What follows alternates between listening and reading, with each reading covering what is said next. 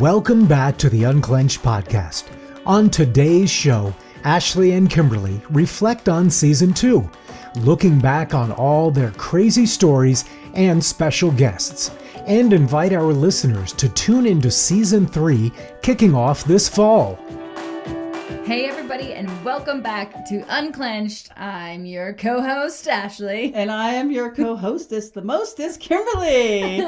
We have had such a great year checking in with y'all and talking about a variety of topics. And so we're going to wrap it up today, and I'm in my swim wrap. Oh, yes, you are. And I've got my pre-summer shirt on, I guess. There you go. We're going to wrap it up. We're going to talk about all the things from the season, what we're looking forward to, what we have coming up in the season of transition. Yes. And we'll just kind of be hopping around. So hop on board if you want to stay and listen and tag along. Yeah, hope this you're is blessed. great. Mm-hmm. This has been an incredible year, actually. There has been incredible guests that have come on. Cowboy Carlos, Jess. But Tim and the dream interpretation. Oh, was this year. That was so great. And recently we just had our friend Beth on and Yes. Teresa on and just had a fantastic time with them. Yeah. We really know that you probably get sick of just hearing us too. So we were excited in our next season to bring on more and more guests. We have some amazing lined up already. I know we would love to hear your ideas. And if you want to come on the show, reach out and let us know. But there you go. All right, so tell me the biggest things that God has done in you personally in this last year. Well, I just wanted to say it's really funny, when we go into the editing room and we're listening, and I'm like, whoa, that chick, that was really amazing what she just said. And I'm like, oh, that's you, or oh, that's me. Yeah. And it's like, oh, okay, And what we're really trying to say by that is, thank God the Holy Spirit shows up and puts in his own little nuggets. Yeah. Because when you just get us, it's meh. But when you get him, it's amazing. And it's so powerful, for me to listen back or to hear something during that, because I'm like, okay, I am starting to grow. I am starting to understand who I am and understand my relationship with God, because then when I listen to myself back, I always think I sound like a fool, or I am a fool, right? We had a podcast just recently about that and how we're, walking in shame, and I'm just like, wow, okay, I do say some decent stuff. Totally. I've actually been blown away by your growth this year as a co-host, as a host. I just keep saying that. But no, I really have been. You have been just spot on in so many ways. The Lord has just brought you into a whole new level of maturity, and your questioning of our guests. I'm truly just in awe of you. And Kimberly so can get insecure about her educational background or this, that, and the other. And I'm telling you, girl, crushing it. There's another fist bump for you. It's the same thing with you, where it is amazing to watch. Ashley went back to school, as you know, this year to be a teacher, and just seeing how you're having to deal with so many different layers, and you're still in love with Jesus. You're present, you're there. When somebody comes into the room, you want to see Jesus in them, and you draw that out. It's incredible. I think that's one of the biggest things I've learned this year is in the midst of our hard and the difficult things we've gone through, Jesus is just there on the forefront of it all. And I always want to go back to that old picture of the footprints in the sand, when there are two footprints together and then there's the one, and it's Jesus walking with you or Jesus carrying you. And I think that's what this whole year has been about. All these episodes, from parenting, taking every thought captive, building healthy communities. I love that one. Just our friendships, having Teresa on, and how much our community is so important. Yeah, it makes us feel like the most wealthy people in the world to be surrounded. And we've all gotten gritty with each other and had our seasons of offense or this or that. But it's man, there's nothing else I would want in life than to be surrounded by amazing, spirit-filled friends and family. Yeah. How's it been for you? It's been good. I think the end of a year, whether it's the December season heading into the new year or the end of a school year, it causes us to go into that reflective mindset. And I have just been overwhelmed. I mean, she's been the recipient of so many of my texts lately, just rejoicing at what God has done in this season. It's felt like a season of deep sacrifice. Yeah. And it's emotional because it has come at a really high cost. Yeah. And yet when you get those like glimpses of like not necessarily the why, I mean it can be the why, but it's like whatever my wherever I've been obedient.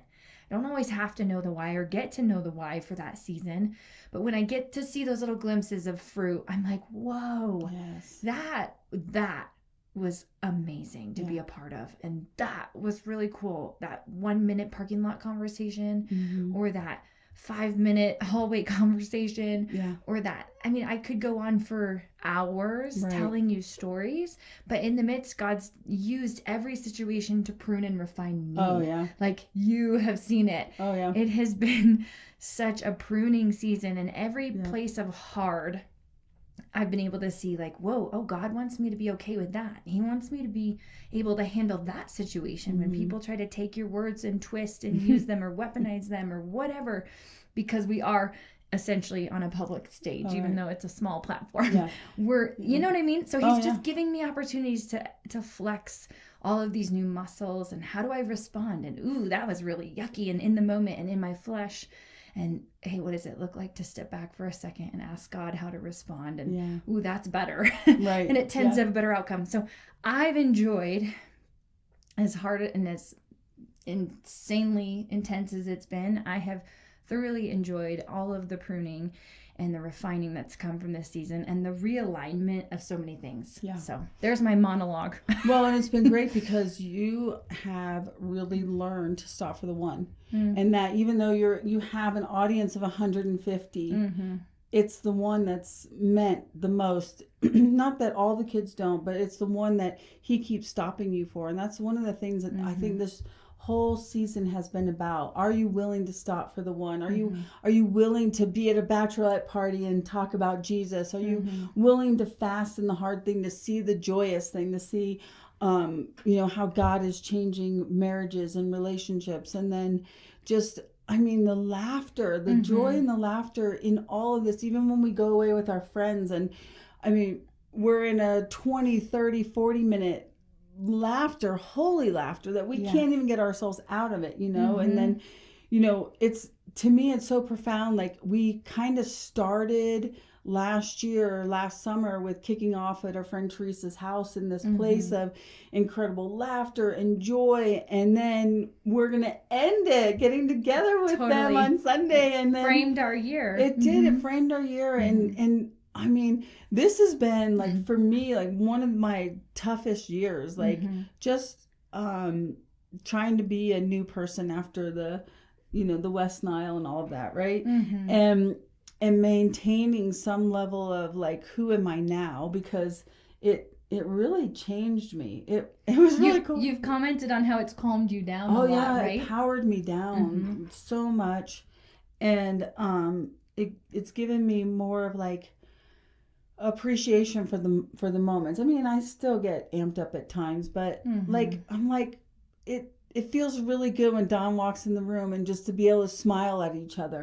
The intention is to be like, oh my gosh, hey, you are important. You're here in the room with me. We're together because we're getting ready to step into a radical transformation, right? This summer. Transition. So we're going to do a short-term rental thing here, right? And so it's allowing strangers to come in here. And I mean, at Sunday at church, the pastor was like, man, are there things in your life that you're coveting? And I'm like, oh Lord, I covet this house so much.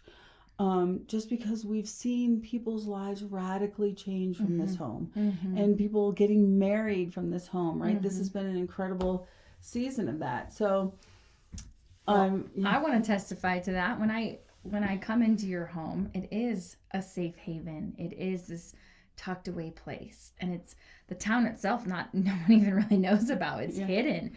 And so I am excited because I've been to random people's Airbnbs and VRBOs and all the things, or the Verbo, I don't know. Verbo, VRBO.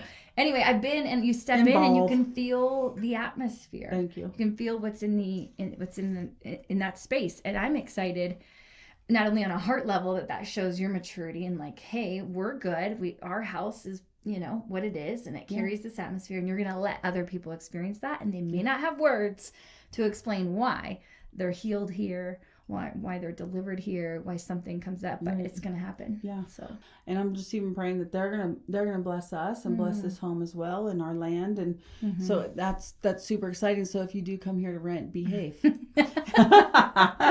Become unclenched and behave. No. Oh my goodness. What about you? What are you gonna do this summer? Well, this is the first summer you don't have like this. We're going to Europe. We're going to Germany. I'm headed off we are going to Germany, but not till later. But yes, normally our summers look like every moment is mapped out, right, and scheduled out, and adventured out. And it drives my husband a little bit crazy because he's more of a homebody and wants to come home and be with the family. And I'm like, yeah, but let's go. I'm desperate to get out. And now I've been in a crazy working season where I am ready for a different rhythm and a slower pace.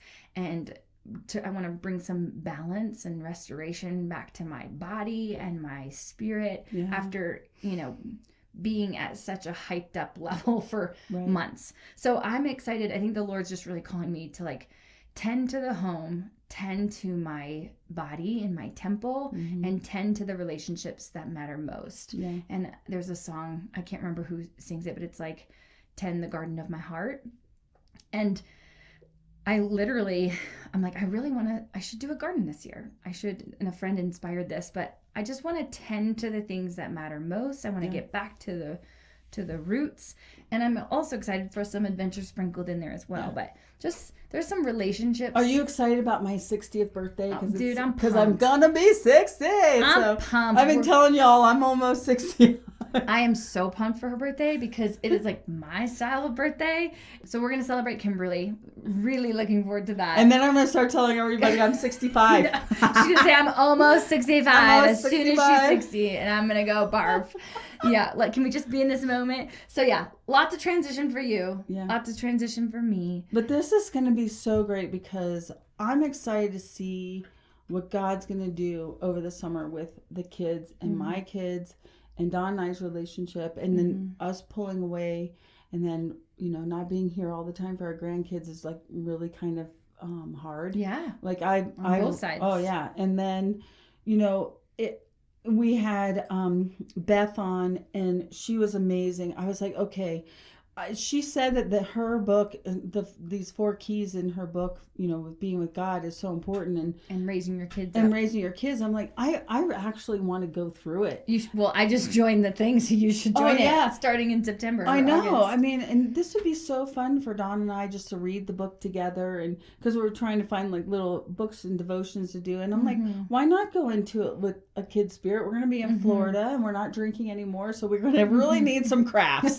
We're going to need to keep, idle hands get in trouble. So I'm like, okay, we don't have any alcohol to do this year because we're sober. But, hey, I'm telling you, mocktails are the new thing. Oh, I know. So we're going to do arts and crafts and Jesus in Florida. There you go. That'll be perfect. Maybe that's what somebody was saying. I'm going to give a word this summer or be teaching or preaching or whatever. So maybe it's going to be this thing I'll bring to Florida. Who knows? I just love the program. I love our time together podcasting. I love that we just get to connect as friends.